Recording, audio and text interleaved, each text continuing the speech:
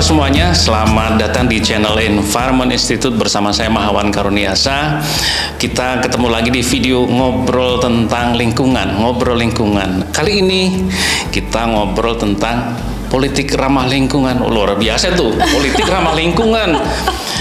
Solusi lingkungan itu ada beberapa, ada ekonomi, kemudian ada etik ya perilaku, tapi juga ada politik, penting sekali. Nah, karena itu hari ini saya punya tamu khusus ini luar biasa itu ya, Kak Ratna Juwita atau biasa dipanggil Kak Iya. Nah, Kak Iya ini adalah anggota DPR RI, luar biasa tuh, anggota DPR RI dari fraksi Partai Kebangkitan Bangsa.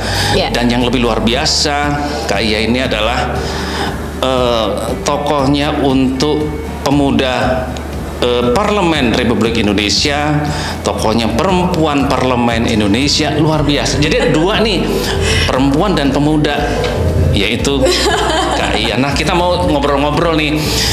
Kak Iya, kalau saya dengar-dengar itu fungsi dari DPR itu ada penganggaran tuh ngatur-ngatur duit gitu ya. Kemudian yang kedua adalah ngatur perundangan, regulasi, ngatur-ngatur itu ya, apa yang harus ditetapkan undang-undang dan seterusnya. Kemudian yang ketiga katanya juga ada fungsi diplomasi. Nah, kalau menjalankan itu terkait dengan isu lingkungan atau terkait urusan lingkungan itu gimana, Kak Iya? Itu ceritanya tuh. Jadi makasih Pak Dokter, saya dikasih kesempatan untuk bisa menyapa seluruh netizennya luar biasa itu. Netizennya Environment Studi. Yang spesial tuh netizen itu, luar biasa dari Kak Iya. Dan sangat bangga juga karena ternyata semakin kesini semakin banyak sekali pemuda-pemuda yang memperhatikan lingkungan dengan sangat fokus begitu. Yang saya yakin ini akan menjadi energi positif lah untuk pemerintah ke depan. Seperti yang tadi disampaikan oleh Pak Dokter, waduh, saya mau manggil Kak, nanti takut kualat gitu. Dari awal panggil Kak aja. Dari awal manggilnya Pak Dokter, jadi biar ketularan begitu. Oke, silakan.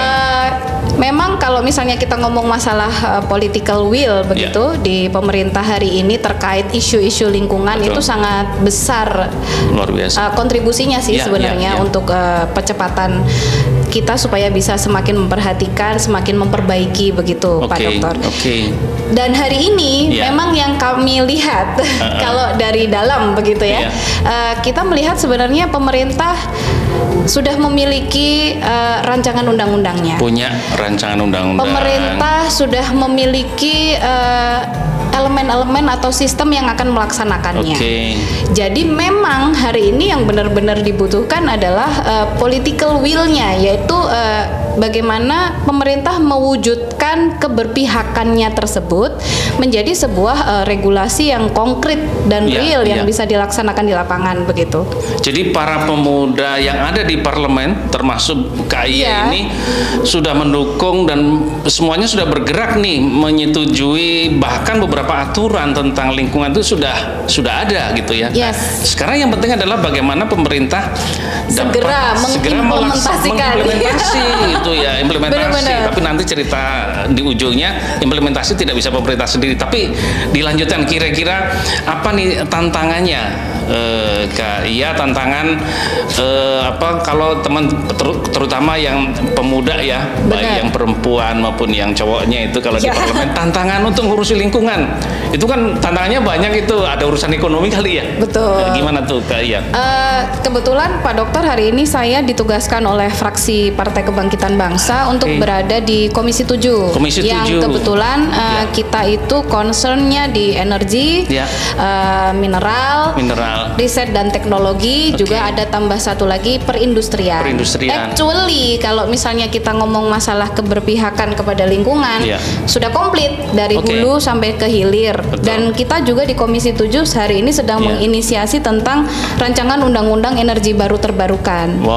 Yang itu saya yakin akan memberikan dampak yang sangat luar biasa untuk peningkatan bauran energi baru terbarukan yang sesuai amanah RPJMN di tahun 2025 nanti kita harus bisa naik ke 23%. Padahal di akhir Desember 2020 kita masih ada di angka 11,5%. Jauh banget masih jauh. Tapi saya yakin kalau rancangan undang-undang energi baru terbarukan ini segera disahkan, kita bisalah melompat untuk meraih target tersebut.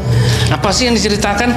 Jadi begini, kita tuh kalau sekarang pakai BBM, naik motor, naik mobil, itu ada pencemaran udara, ada pencemaran udara, emisi, dan juga jumlahnya terbatas kalau diambil dari bumi, lama-lama habis juga. Selain akan habis juga mencemari. Oleh karena itu perlu berubah menjadi energi yang ramah lingkungan. Nah, itu undang-undangannya sudah dibuat oleh DPR. Para tokoh-tokoh perempuan, pemuda, juga yang cowok juga ya, yang di DPR, yang parlemen itu sudah mengupayakan itu, karena itu masa depan bagi anak-anak muda untuk mendapatkan satu lingkungan yang baik. Nah, itu luar biasa sekali. Jadi sudah ada, tinggal implementasi, ya kan? Nah, kira-kira pengalaman selama ini bagaimana nih tantangan kalau teman-teman parlemen, khususnya yang muda ini, kalau yang sudah berumur ketemu masyarakat, oh ya langsung kayaknya bagaimana, tapi bagaimana nih tantangan? Dua hal, bagaimana berhadapan dengan masyarakat, tapi khususnya dengan menghadapi bagaimana melestarikan lingkungan ini, Kak Iya. Alhamdulillah, karena background kami di Tuban, saya daerah pemilihan Tuban dan Bojonegoro, kita juga keluarga besarnya sudah menjadi pemerhati lingkungan, Pak Dokter. Betul. Karena kebetulan kakak sepupu kami adalah pengelola Yayasan Mangrove Center. Mangrove, yang penting sekali. Yang di tahun 2012 kemarin beliau Bapak Haji Ali Mansur sempat mendapatkan Kalpataru juga. Wow, Kalpataru tinggi, luar biasa. That's why itu yang benar-benar menginspirasi kami yang bertugas di legislatif ini untuk semakin mendekatkan masyarakat dengan isu-isu lingkungan. Di antaranya pada beberapa waktu kemarin, waktu kami menjalankan reses gitu, kita mengadakan semacam sosialisasi kepada masyarakat dan kita kasih juga bibit, Pak Dokter. Oh, jadi tidak cuma ngomong. Benar. Kasih bibit konkret, tanam. Benar. Gitu kan, Saya meminta kepada ibu-ibu, kebetulan konstituen di dapil saya majority ibu-ibu. Namanya perempuan juga. Benar-benar. Jadi saya minta kepada beliau untuk bisa menanam bibit, ada bibit jeruk, ada bibit obat-obatan semacam itu, sehingga saat mereka menanam, mereka mendapatkan manfaat dari tanaman tersebut dan mereka juga selalu ingat kepada saya. Tapi betul bahwa pada saat kita punya inisiatif bagaimana kita melestarikan lingkungan, banyak cara agar orang itu selalu sadar untuk melestarikan lingkungan. Baik karena ingat dengan kita, nggak apa-apa. Yang penting niat kita baik, gitu kan? Betul. Atau karena ingat dengan anak cucu mereka. Nah, itu juga bisa demikian. Jadi luar biasa. Nah, anak-anak muda itu adalah kelompok yang rentan karena mereka kan punya masa depan. Kalau lingkungan rusak sekarang, yang punya masa depan anak-anak muda itu. Nah, kira-kira bagaimana Kak Iya nih peran anak-anak muda meskipun mereka tidak menjadi anggota DPR, DPRD itu, bagaimana mereka bisa berperan lebih aktif nih untuk masa depan mereka, tapi juga untuk kondisi sekarang juga nih. Kira-kira gimana Kak Iya? Saya memang selalu berusaha untuk mengingatkan rekan-rekan muda, rekan. Iya betul, masih muda. Berarti yang lain tuh rekannya. Untuk mereka mulai aware terhadap lingkungan di sekitarnya, baik itu lingkungan dalam arti harfiah ataupun lingkungan dalam arti rohaniah begitu. Sehingga saya selalu mengajak mereka bahwa small act, if you do it togetherness, itu akan memberikan impact yang luar biasa begitu. Contoh kecil misalnya, saya mengingatkan mereka bahwa hanya dengan membawa tumbler kemana-mana, kalian sudah bisa menghemat sampah plastik yang Indonesia ini nomor 3 terbesar sedunia loh, yang menyumbangkan begitu. Sehingga itu sudah menjadi langkah yang luar biasa untuk kalian. Satu. Yang berikutnya, saya memberikan challenge kepada mereka, Pak Dokter, karena kita kita juga di DPR RI pasti ada mitra kan. Betul. Saya berusaha untuk mengelingkan mereka, asal itu berbentuk inovasi terkait lingkungan. Ya, jadi contoh inovasi itu ya, tuh. Kemarin kami juga bekerja sama dengan beberapa teman-teman mahasiswa untuk mereka menciptakan alat semacam aplikasi matras namanya, betul. Yang itu digunakan kepada masyarakat yang mau memilah sampah dan kita akan beli, sehingga masyarakat akan mendapatkan nilai ekonomis dari sampah yang mereka hasilkan sendiri. Jadi milah sampah bukan biaya, tapi pendapatan. Luar biasa. Itu ya, jadi betul. Nama aplikasinya Matras ya. Mudah-mudahan ini bisa diadopt ke seluruh Indonesia begitu, sehingga masyarakat juga teredukasi terkait masalah pemilahan sampah ini. Yang berikutnya saya juga ada program semacam beasiswa begitu Pak Dokter. Oh, beasiswa. Yang saya minta kepada para penerima manfaat beasiswa ini untuk mereka mengadakan riset kecil-kecilan lah, dengan cara mereka menanam bibit pohon tanaman keras yang nanti mereka evaluasi sendiri dan mereka lihat setiap hari bagaimana perkembangannya. Dan itu juga menurut saya sih trik lah begitu untuk semakin mendekatkan mereka terhadap lingkungan begitu. Jadi punya rasa memiliki ya. Betul. Dia yang nanam bangun pagi lihat pohonnya sudah sampai berapa, besok dia lihat lagi. Dirawat dengan sepenuh hati itu, seperti Malika. Jadi sepenuh hati itu ya. Luar biasa. Ini Kak Iya, tadi kan kita di awal cerita nih DPR sudah banyak mengeluarkan, termasuk juga pemerintah bersama pemerintah sudah mengeluarkan aturan-aturan, tinggal melaksanakan. Tapi satu, pemerintah tidak mungkin sendirian. Betul. Masyarakat juga harus ikut aktif. Nah, kira-kira pesan untuk teman-teman dan masyarakat gimana nih agar tidak hanya pemerintah dong yang jalan, tidak hanya perusahaan yang jalan, tidak hanya akademisi yang jalan, tapi masyarakat juga ikut berperan.